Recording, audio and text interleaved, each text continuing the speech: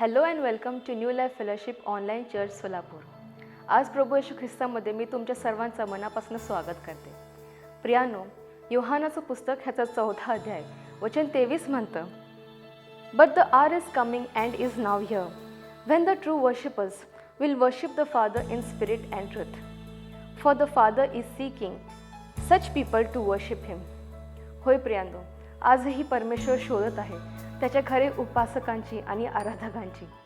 तर आपण ह्या समयाला आपल्या अंतःकरणाची तयारी करत, जेणेकरून आपल्यामध्ये परमेश्वराची ती शोध पूर्ण होऊ शकेल आणि त्याला मनापासून स्तुती आणि आराधना देऊ शकावी, कारण की तो त्याच्या योग्यतेचा आहे. आमेन.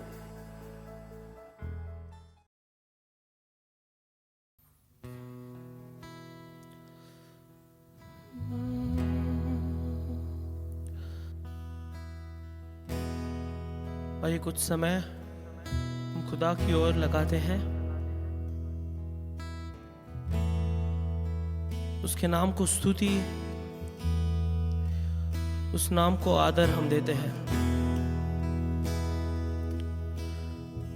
आइए उस उपस्थिति में हम खोए रहे.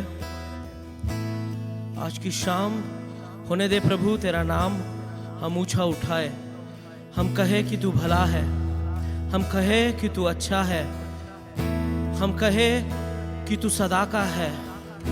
और तेरे नाम में जो सामर्थ है, तेरे नाम की जो भलाई है, वो हमें उतर आए. खुदा बाप, हम तुझे धन्यवाद देते हैं, तेरा शुक्र अदा करते हैं. खुदा, तेरे नाम की स्तुति हम करते हैं. खुदा, Oh, we worship you, Lord. We praise you, Master.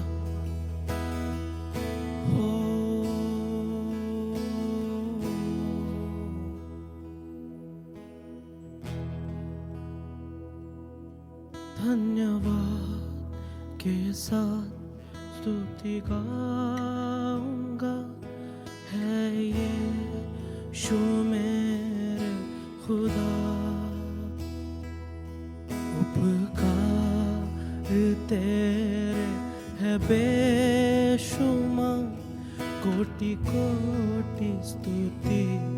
धन्यवाद, ओ धन्यवाद के साथ स्तुति गाऊंगा, है यीशु मेरे खुदा. उपकार तेरे है बेशुमार, कोटि कोटि स्तुति. धन्यवाद. योग्यता से बढ़ के दिया है अपनी दया से तूने मुझे. योग्यता से बढ़ के दिया है अपनी दया से तूने मुझे. मांगने से ज्यादा मिला मुझे, आभारी हूँ प्रभु मैं. मांगने से ज्यादा मिला मुझे, आभारी हूँ प्रभु मैं.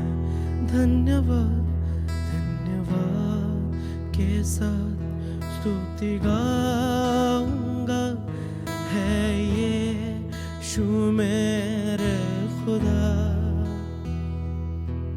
उपकार तेरे है बेशुमार, कोटि कोटि स्तुति. धन्यवाद, ओ धन्यवाद के साथ स्तुति गाऊंगा, है यीशु मेरे खुदा. उपकार तेरे है बेशुमार, कोटि कोटि स्तुति. धन्यवाद. तू है सच्चा जिंदा खुदा, है तुझ पर ही भरोसा मेरा. आइए चर्च। तू है सच्चा जिंदा खुदा, है तुझ पर ही भरोसा मेरा। सेवा पूरी कर के पाऊं ना प्रभु ऐसा दो वरदान। ओ सेवा पूरी कर के पाऊं ना प्रभु ऐसा दो वरदान। ओ धन्यवाद के साथ स्तुति गाऊंगा, है यीशु मेरे खुदा। उपकार तेरे है बेशुमार, कोटि कोटि स्तुति धन्यवाद। ओ योग्यता से बढ़ के दिया है अपनी दया से तूने मुझे। योग्यता से बढ़ के दिया है अपनी दया से तूने मुझे। मांगने से ज्यादा मिला मुझे, आभारी हूँ प्रभु मैं। ओ मांगने से ज्यादा मिला मुझे, आभारी हूँ प्रभु मैं। हाँ मांगने से ज्यादा मिला मुझे, आभारी हूँ प्रभु मैं। मांगने से ज्यादा मिला मुझे, आभारी हूँ प्रभु मैं। हाँ खुदा तेरी दया सबसे महान सदा। हाँ खुदा तेरी दया सबसे महान से जुदा। We praise you, Master. We glorify your name. We give you honor. We give you praise. तो तू है सच्चा, तू है भला।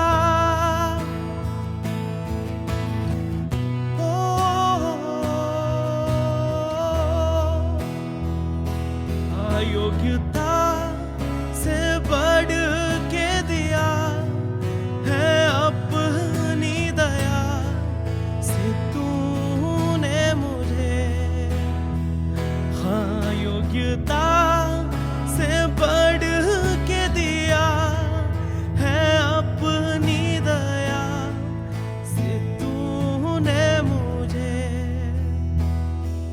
मांगने से ज्यादा मिला मुझे, आभारी हूँ प्रभु मैं।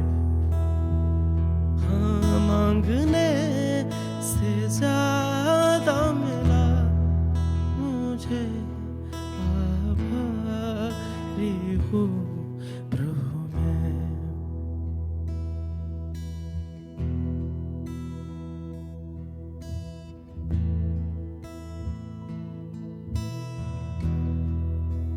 Thank you Lord.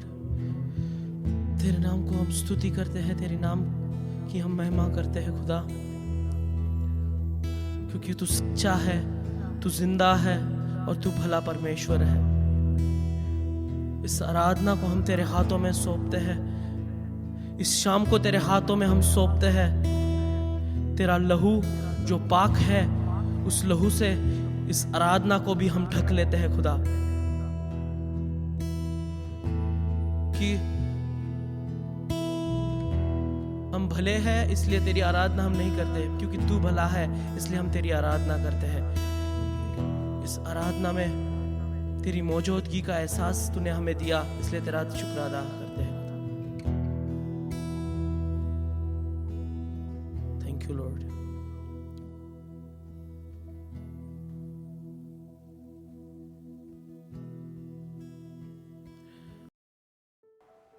प्रियांनो, योहानाचे पुस्तक ह्याचं 7व्या अध्यायामध्ये परमेश्वराने आपल्या सर्वांना एक खूप सुंदर प्रॉमिस दिलेला आहे। वचन सांगतं, कोणी तहानलेला असला तर त्याने मजकडे यावे आणि प्यावे।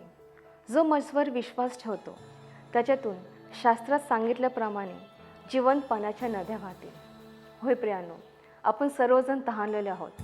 We all are thirsty for the Lord. आणि जर आपल्याला पाहिजे की आपल्यातून ही जीवन पाण्याच्या नद्या व्हावे, तर त्यासाठी आपल्याला वचनामध्ये आणखी स्थिर होणं गरजेचं आहे।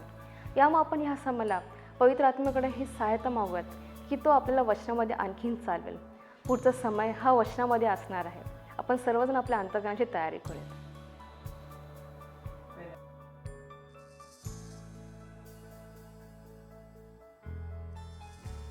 Hallelujah. We are looking at this topic called Be the Nehemiah. नेहेम्या, आजचा नेहेम्या बना ह्या विषयावरती आपण आहोत आणि गेले काही आठवडे आपण याच्यावरती पाहत आहोत। आजही आपण पुढचा अध्याय पाहून त्याच्यामधून परमेश्वर आम्हाला काय शिकवत आहे आणि हा नेहेम्या काय करतोय यामधून शिकण्याचा प्रयत्न करूया। जर रिकॅप घेतलं तर मागच्या वेळेला ज्या वेळेस मी बोललो, संध्याकाळी आपलं चर्च झालं होतं, त्यावेळेला मी 3-4 गोष्टी तुम्हाला सांगितल्या। Do that with all your heart, म्हणजे सर्व काही तुम्ही जे करत आहात ते पूर्ण हृदयाने करा। एजरासारखं मला मंदिर बांधायचं म्हणून नेहम्या हट्ट धरला नाही, मला कोट बांधायचे आहेत, कोट उभे करायचे आहेत, तर मी तेच करेन आणि ते पूर्ण मनाने करेन, हा ठराव त्याने केला। म्हणून जे काम आपल्याला दिलं गेलं आहे ना, ते खूप मनापासून आम्ही केलं पाहिजे। 2 number, greater walls for a reason, हे मी तुम्हाला सांगितलं होतं की जितकं लक्षात ठेवा, तट का बांधायचं गरजेचं आहे, ते मजबूत त्या भिंती असणं का गरजेचं आहे हे मी तुम्हाला सांगितलं। जितकं मूल्य त्या शहराला आहे, त्या देशाला आहे, त्या राज्याला आहे, जितकं रिच ते राज्य आहे, सर्व गोष्टींमध्ये संपन्न असं आहे ना, तितकंच मजबूत त्या भिंती असणं गरजेचं होतं जुन्या काळामध्ये। आणि त्यामुळे त्या भिंती देखील जितके मंदिराची बांधणी महत्त्वाची, तितकंच त्या तटाची बांधणी देखील महत्त्वाची ठरली। म्हणून आम्हाला भिंतच बांधायला दिले, मंदिर बांधायला दिलेच नाही असं नेहम्या आणि त्याचे लोक करत बसले नाही। त्यांनी ते मजबूती मंदिराला आणली। आमेन। आणि अशा काही गोष्टी मी तुम्हाला सांगितल्या। असो, माझ्याकडे खरंच वेळ खूप कमी आहे आपल्याकडे, but then we will move ahead. आणि माझी इच्छा आहे की आपण नेहम्याचा 4था अध्याय यामध्ये आपण असावं। नेहम्याचा 4था अध्याय, कोणीतरी माझ्यासाठी वचन 1 ते 3 वाचेल। हा, हे सन्नबलटाने ऐकले, हा हा हा तेव्हा त्यास मोठा क्रोध आला हा हा व तो यहुदी लोकांचा उपहास करू लागला। तो आपले बांधव व शमरोनाचे सैन्य यांच्यासमोर म्हणाला, हे दुर्बल यहुदी काय करणार? ते तटबंदी करणार काय? ते यज्ञ करणार काय? ते एका दिवसात सर्व काम आटोपणार काय? आज खाल्लेले पाषाण मातीच्या ढिगारातून निवडून घेऊन ते पुन्हा कामास लागण्याजोगे करतील काय? त्यांच्याजवळ अम्मोनी तोबिया होता। तो म्हणाला, ते जे बांधकाम करीत आहेत त्यावर एखादा कोल्हा चढला तरी तो त्यांचा कोट पाडून टाकील। तर मी थेट माझ्या पहिल्या पॉईंटकडे, पहिल्या मुद्द्याकडे जात आहे। प्रियांनो, मी तुम्हाला म्हणालो वेळ नाही आपल्याकडे, but we will try to learn something. माझा पहिला मुद्दा, आपल्या 3 वचनामध्ये आम्हाला काय दिसतं माहिती का? ह्यांना तर तट बांधायचं। जर तुम्ही 3रा अध्याय वाचला की नाही, तर मी तुम्हाला 3ऱ्या अध्यायाचा सारांश देतो। प्रत्येकाने आपापली जे इलाके आहेत ना, त्यातल्या ठिकाणातले लोक आहेत ना, त्यांनी भिंती बांधायला चालू केले। हे पूर्ण 3रा अध्याय नाही वाचलं तरी वाचा। पण सारांश देतो. आणि मग ह्यांनी इथून इथपर्यंत आपली भिंत बांधली, इथून मग इथपर्यंत ह्यांनी आपली तटे बांधली, इथून इथं ह्यांनी आपले सर्व तटे बांधली. हा पूर्ण 3रा अध्याय त्याच्यावरच आहे. आणि यावेळेला आणि वचन काय सांगतं, जर आपण 4था अध्याय पुढं पुढं वाचत गेलो ना, तर आम्हाला कळतं की त्याने अर्ध्यापर्यंत ते भिंत ते बांधून आलेत, कोट त्यांनी बांधले. आणि हे बांधत असताना कोण बघत होतं? आम्ही कोट बांधत होतो हे सन्न बल्लटाने ऐकले, तेव्हा त्याला मोठा क्रोध आला. ज्यावेळेला त्याने बांधत आहेत त्यांना दिसलं किंवा त्यांच्या कानी ते पडलं, त्यावेळेला तिकडचे लोक किंवा शत्रू असं म्हणू आपण, सन्नबल्लट जे आहेत त्या लोकांना क्रोध आला. आणि मग क्रोध आल्यानंतर ते काय करू लागले? तो सन्नबल्लट आहे ना, त्याला क्रोध आला. तो यहुदी लोकांचा उपहास करू लागला. उपहास करू लागला. काय करू लागला? सगळे मोठ्याने म्हणा, उपहास. उपवास नाही, उपहास. हा, उपहार पण नाही, उपहास. मराठी खूप थोडंसं विचित्र आहे. खूप जवळ शब्द आहेत पण मिनिंग बदलतात.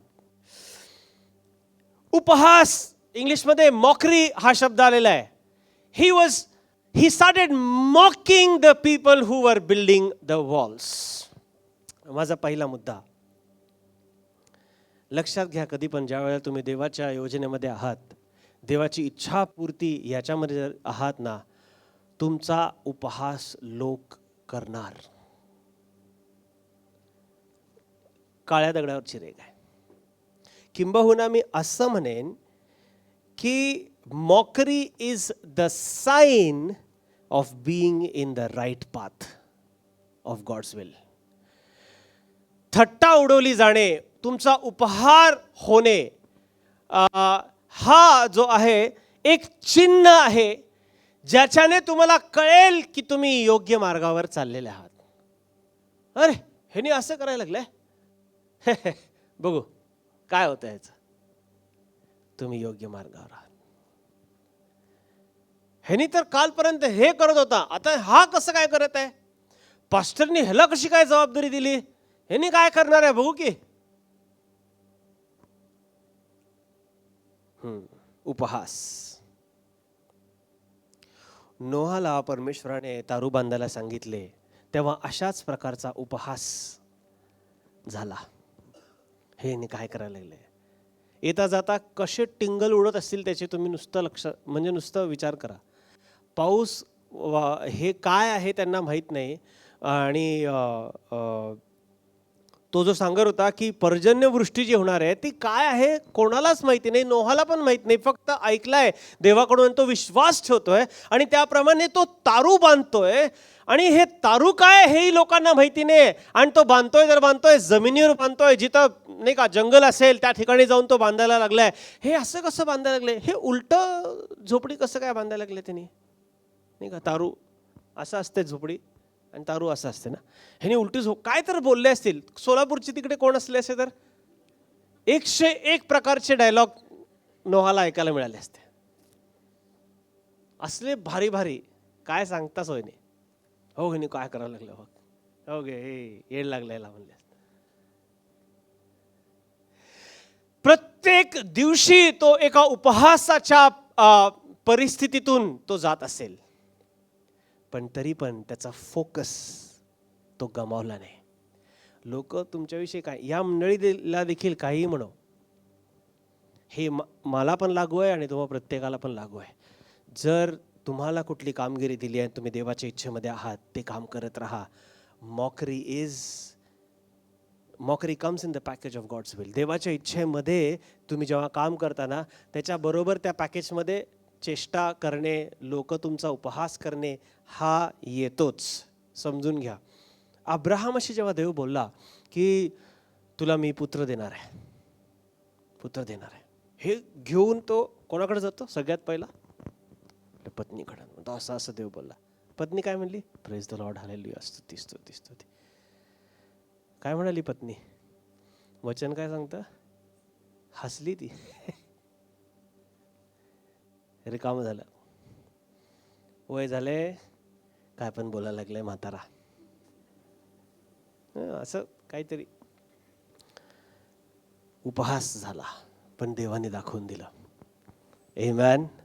प्रत्येक उपहासानंतर परमेश्वराची उपलब्धता नक्कीच आम्हाला प्राप्त होते. कोणीतरी आमेन म्हणेल. आमेन. उपहास आला की त्याच्यानंतर उपलब्ध झालंच असा विश्वास ठेवा. आमेन. When there is mockery, God's provision will follow. God's will come to completion after every mockery. तर आनंद करा की जर तुमचा उपहास होत असेल, बघू हिचं काय होतंय, बघू ह्याचं काय होतंय, ह्यानी काय करणार आहे, तिने काय करणार आहे, हे चर्च काय करणार आहे, आता बघू की. त्याच्यानंतर पूर्तता आहे, उपलब्धता आहे. कोणीतरी इयोबचं बघा, इयोब इतकं सगळं झालं, इतकं वचन काय सांगतं माहिती का, एक नौकर आला आणि तुझं असं असं झालेलं आहे, तिथं सगळं उद्ध्वस्त झालं. वचन सांगतं तो आपलं वाक्य पूर्ण करत नाही, तोवर दुसरा येतो आणि म्हणतो तुझं इकडे इकडे हे नुकसान झालेलं आहे. तिसरा येतो, तोवर दुसऱ्याचं वाक्य पूर्ण होत नाही, तिसरा येतो आणि म्हणतो तुझं इकडे इकडे हे नुकसान झालेलं आहे. आणि चौथा शेवटी येतो, तिसऱ्याचं पूर्ण अजून होत नाही तोपर्यंत तो म्हणतो तुझी सगळी लेकरं मेली. त्याच्यानंतर तो परमेश्वराच्या उपस्थितीमध्ये वचन सांगतो, तो खाली पडतो आणि देवाच्या उपस्थितीमध्ये तो रडू लागतो, तो त्याची आराधना करू लागतो. आणि हे या अवस्थेमध्ये असताना त्याचे मित्र आणि त्याची पत्नी त्याचा उपहास करतात, त्याची चेष्टा उडवतात. त्याच्याकडे एकच, देवाने दिलं, देवाने नेलं, काय धन्य त्याचे नाव. म्हणजे काय माहिती का, आले काय गेले काय मी त्याची आराधना करत राहणार. त्याचा अर्थ आलं काय गेलं काय, तुमच्या जीवनामध्ये कुठल्या गोष्टी येतात आणि जातात त्याचा संबंध तुमच्या आराधनेशी बिलकुल नाही आहे. तुमची आराधना असलीच पाहिजे. आमेन. सो मॉकरी आली, उपहास आला तर लक्षात घ्या परमेश्वराचा पुरवठा येणारच आहे. आमेन. हालेलुया. आणि मग आम्हाला इयोबाच्या जीवनामध्ये देखील कळतं की जितका त्याचा उपहास झाला त्याच्यानंतर परमेश्वराने दुपटीने त्याला सर्व काही परत दिलं. कोणीतरी आमेन म्हणेल. येशूची चेष्टा करण्यात आली, त्याचा उपहास करण्यात आला. हे कर रे, आता बघ तू तर राजा म्हणतो ना स्वतःला. हा 3 दिवसांनी मंदिर पाडत होता आणि पुन्हा बांधून काढणार होता म्हणे. कर की आता. ते शेजारचा चोर म्हणतो तू मसीहा आहे ना, अरे स्वतःला पण वाचव, आम्हाला पण वाचव की. उपहास. जर समजा येशूने दाखवलं असतं तो काय करू शकला असता तर काय अवस्था झाली सगळ्यांची. त्याच्याकडे ताकद होती, परंतु त्याला माहिती होतं की ही वेळ नाही आहे, ही वेळ नाही आहे. आणि मग तिसऱ्या दिवशी गौरवाने तो पुनरुत्थित झाला, सगळ्यांनाच उत्तर मिळालं. आमेन. हालेलुया. म्हणून आपण परमेश्वराच्या उपलब्धतेची वाट बघूया आपला उपहास होत असताना. दुसरी गोष्ट वचन 4 मध्ये असं लिहिलेलं आहे, हे आमच्या देव. आता पहा, त्यांनी त्यांची चेष्टा केली. तिसऱ्या वचनात शेवटचं बघा कसं आहे, ते जे बांधकाम करीत आहेत त्यावर एखादा कोल्हा चढला तरी तो त्यांचा कोट पाडून टाकेल. म्हणजे काय कसलं बांधायला लागलेत बघा, ह्यानी काय करायला लागलेत बघा. ठिसूळ आहे सगळं, ठिसूळ. एक कोल्हा जरी चढलं की सगळं पडणार आहे. आता त्या कोल्ह्यात किती जीव असते. हा असं म्हणजे ह्या तीव्रतेमध्ये बोलत असताना प्रतिक्रिया बघा. 4थं वचन, हे आमच्या देवा ऐक, आमचा धिक्कार होत आहे, ते निर्भत्सना करीत आहेत, ती त्यांच्या शिरी उलट आण, बंदिवासाच्या देशात त्यांची लूट होऊ दे. सन्नभल्लाटने त्यांच्याबरोबर त्यांचा उपहास केला, त्यांची चेष्टा उडवली, त्यांना नाही नाही ते बोललं. ते उलटून त्याला बोलले नाही, त्यांच्या शत्रूला बोलले नाही. असं इकडनं उपहास आला ना, ते असं कनेक्ट झाले. समजतंय. So my second point is don't react but respond. मराठीत त्याला असं म्हणाल, प्रतिक्रिया देऊ नका, प्रतिसाद द्या. जर योग्य भाषांतर होत असेल तर प्रतिक्रिया देऊ नका. प्रतिक्रिया देणे म्हणजे काय, एकाने रस्त्यावर जाता जाता तुम्हाला कट मारला.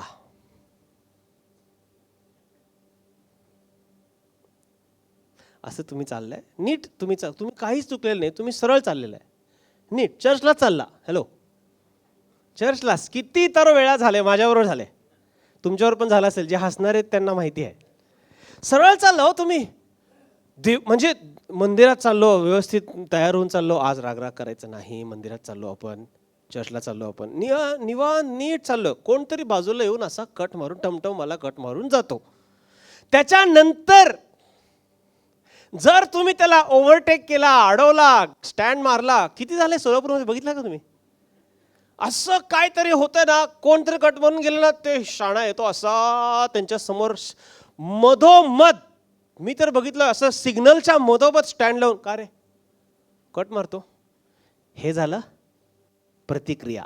ही काय झाली? हा, this is reaction. God has not called us for reaction, God has called us to respond.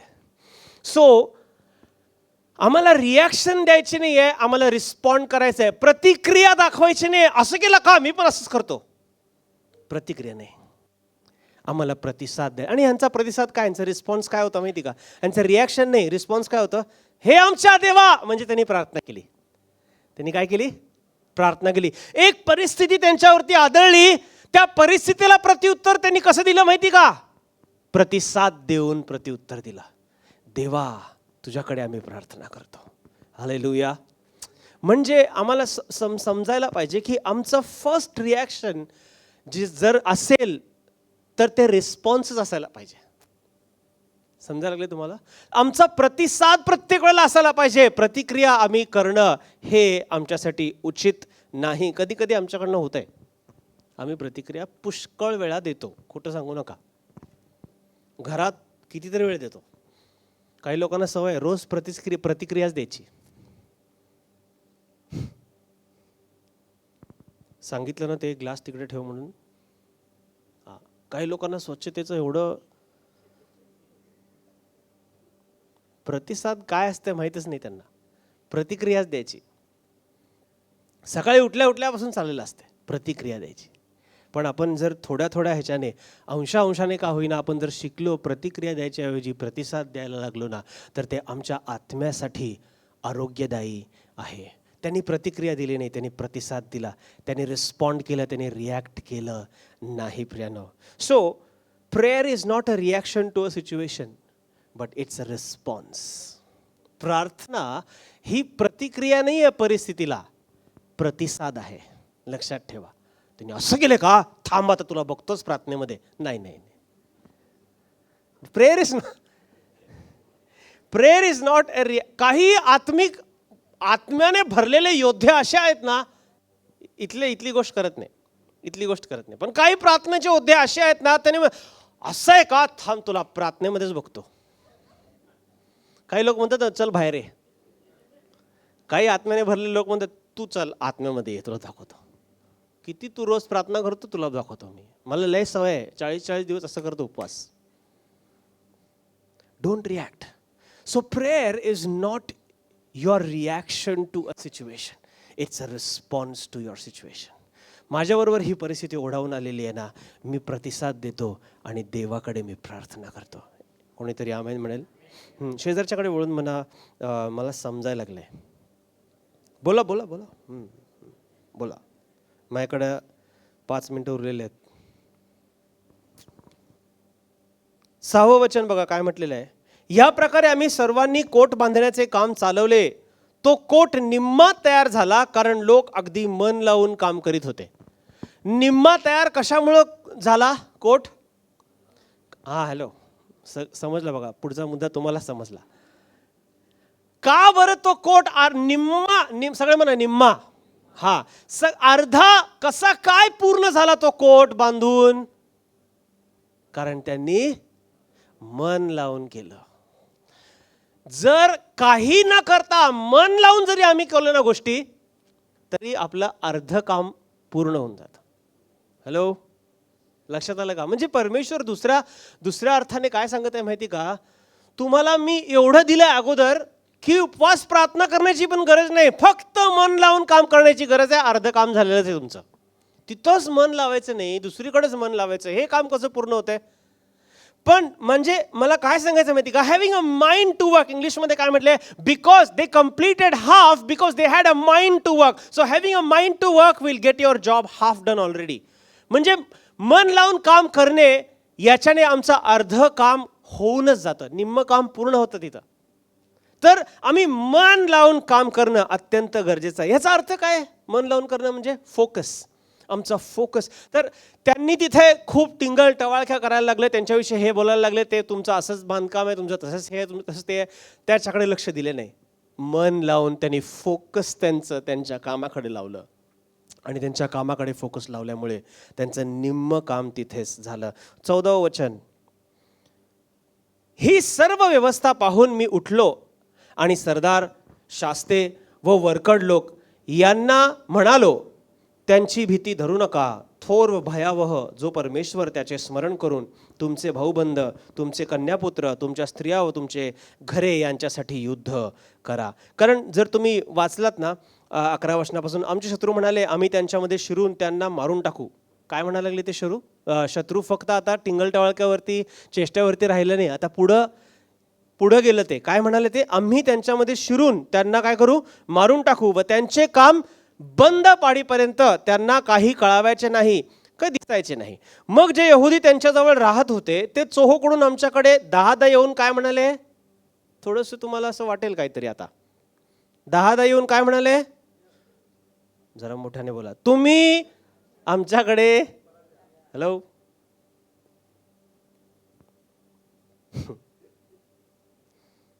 परत एकदा वाचतो. मग जे यहुदी त्यांच्याजवळ राहत होते ते चोहोकडून आमच्याकडे 10 येऊन म्हणाले, तुम्ही आमच्याकडे परत या. मोहमाया. या कारणास्तव लोकांच्या हाती तलवारी, बर्च्या व धनुष्ये देऊन कोटाच्या मागे अगदी खालच्या खुल्या ठिकाणी त्यांच्या घराण्याप्रमाणे मी त्यांना ठेवले. आणि 14वं वचन मध्ये म्हटलेलं आहे की त्यांची भीती धरू नका, तर भयावह जो परमेश्वर त्याचे स्मरण करून तुमचं काम पुढे राहू दे. माझा पुढचा मुद्दा, don't build up fear, build up walls. भीती बांधू नका, भिंती बांधा. Hello, are you understanding? भीती बांधू नका, होऊ दे काय व्हायचं ते. भिंती बांधा म्हणजे जे काम दिलंय ते काम करा. भीती बाळगायची गरज नाही. कोणाकडे तरी वळून म्हणा, भीती बांधू नका, भिंती बांधा. You know what is fear? अंकलनी, त्रिभुवन अंकलनी बायबल स्टडीमध्ये देखील बोललो होतं. What is fear? FEAR, false evidence appearing real. False evidence appearing real म्हणजे जे खोटं आहे ते खरं आहे असं दिसायला लागतंय, ही भीती. मला कॅन्सर नाही आहे, अरे बापरे 1 फोड आलाय मला, ती गाठ झाली का, गाठीनंतर मग काय होईल का, ते कॅन्सर. जे नाही आहे ते असण्यासारखं तुम्हाला वाटायला लागतंय, ही खरी भीती. समजतंय तुम्हाला? अंधार आहे, लाईट बंद आहे. हॅलो, रात्रीचे 2 वाजलेले आहेत आणि पप्पा म्हणते पाणी आण रे जरा किचनमध्ये. झालं. सगळे हॉरर मूवीज बघितलेले असतात की नाही, सगळे एक होते, सगळे. सगळे कॅरेक्टर समोर यायला लागतात. अचानक असं वाटतं मागणंच हाताला, मग तुम्ही दरवाजाची कडी असं तुम्ही धरायला लागले ना, लॅच, ते तिथनं अजून एक हात येऊन तुम्हाला धरतंय की काय, असं काय तर व्हायला लागतं. Fear, false evidence appearing real. मग ह्या भीतीला मारायचं कसं? इथंच लिहिलेलं आहे, त्यांची भीती धरू नका म्हटलंय. मग पुढं काय? थोर व भयावह जो परमेश्वर त्याचे स्मरण करा. When you remember God, you forget fear. Hello, जेव्हा तुम्ही देवाचं स्मरण करायला लागता, भीती निघून जाते. तो किती भयावह परमेश्वर आहे, तो किती अद्भुत परमेश्वर आहे, त्याने काय काय केलेलं आहे याची आठवण ज्या वेळेला आम्ही करून देऊ स्वतःला, त्यावेळेला ती भीती आपल्या जीवनातून निघून जाते. आणि हेच नेहम्या आज तुम्हाला आणि मला शिकवत आहे. आमेन. 17 आणि 18 वचन वाचू आणि मग मी बंद करतोय. कोट बांधणारे व भारवाहक एका हाताने काम करत व दुसऱ्या हातात शस्त्र धारण करत, बांधकाम करणारे आपल्या कमरेस तलवार लावून काम करत, रणशिंग वाजवणारा माझ्याजवळ असे. बघा त्यांची काम करण्याची पद्धत काय झाली होती बघा. बापरे, आता आम्हाला मारायला येणार आहेत, आम्ही काय करू म्हणून काम बंद केले नाही. त्यांनी काय केलं? कोट बांधणारे एका हाताने काय करत होते? काम करत होते, आणि दुसऱ्या हाताने शस्त्रे धारण करत होते. हा, आपल्याकडनं 2 हाताने काम होत नाही नीट. आणि हे लोक काय करायला लागले? एक हाताने काम, दुसऱ्या हाताने शस्त्र. येऊ दे इकडनं शत्रू, आम्ही या हाताने ते शत्रूला हाताळतो, पण या हाताने मात्र काम पूर्ण करतो, पण काम पूर्ण व्हायला पाहिजे. हालेलुया. दॅट इज, मी अजून पण विचार करतोय कसं केलं असेल त्यांनी. माझा तोच मुद्दा आहे, hand of work, hand of war. Hand of work, hand of war. कामाचा हात पण आणि युद्धाचा हात पण दोन्ही आपलं असणं गरजेचं आहे. नाही नाही, प्रार्थना करण्याचं जे दान दिलंय ना, ते त्यांना दिलंय, त्यांना करू दे. ते ग्रेस आंटी करतात प्रार्थना, आज नाही देते.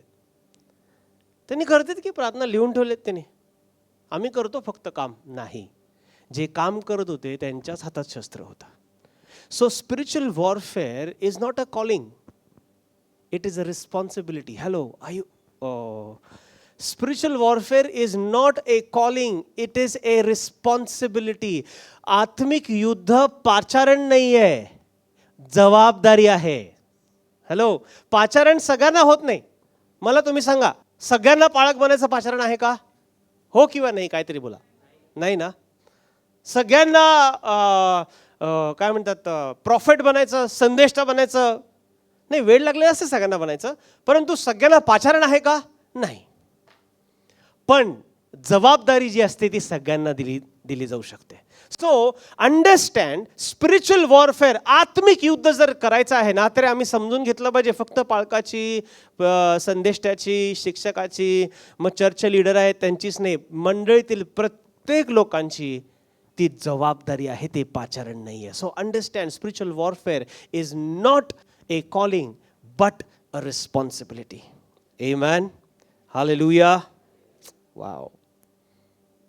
एक शेवटचं वचन वाचू का? माझ्याकडे 1 मिनिट आहे. मी पहा काय म्हटलं माहिती का, 22 पासून. त्यावेळी लोकांना मी हेही सांगितले होते की प्रत्येक मनुष्याने आपल्या दासासह यरूशलेमेच्या आतच रात्रीचे बिराड्यास राहावे, म्हणजे ते रात्री आमची रखवाली करतील आणि ते दिवसा काम करतील. 23 वचन पहा, महत्वाचं आहे. मी आपले कपडे उतरवीत नसे, तसेच माझे भाऊबंद, माझे चाकर आणि माझ्या बघून चालणारे गारदी कोणीही आपले कपडे उतरवीत नसत. ते सर्व आपापली शस्त्रे हाती घेऊन पाण्याला जात. माय 6 थोडंसं ऑकवर्ड वाटेल तुम्हाला हे मी वाचताना. माझा 6वा आणि शेवटचा मुद्दा हा आहे, don't take off your clothes. आपले वस्त्र काढू नका.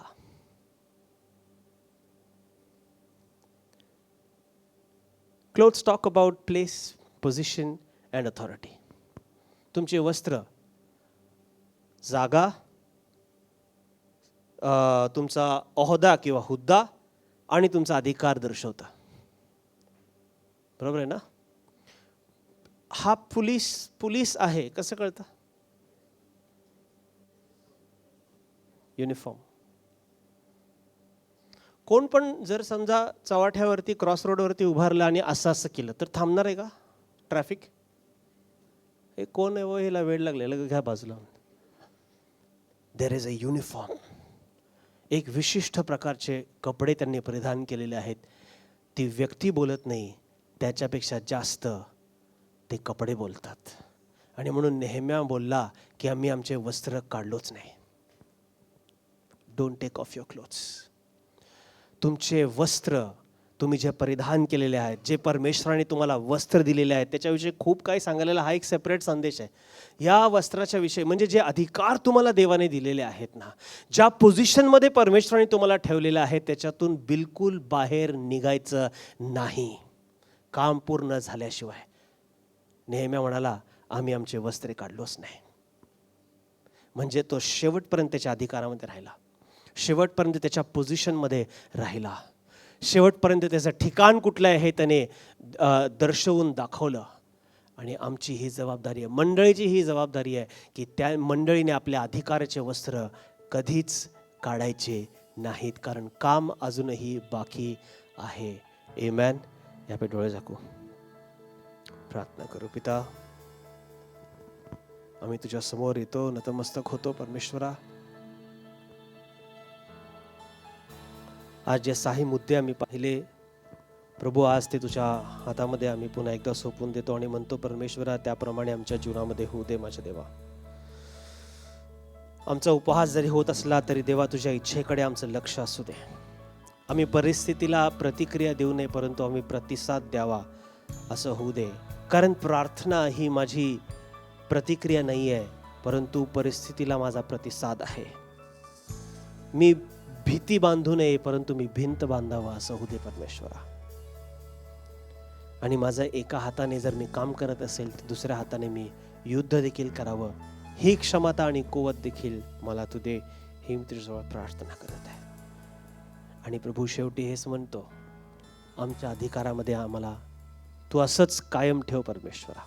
तू काढून घेतलेलं नाही आहे अजून आमचा अधिकार आमच्यामधून, आमचा हुद्दा, आमचा अहोदा, आमचं पोझिशन अजून तेच आहे परमेश्वरा. त्यामध्ये आम्ही राहण्यासाठी, टिकण्यासाठी आमची सहायता कर. आम्ही आमचे वस्त्र काढू नये, अधिकाराचे वस्त्र काढू नये.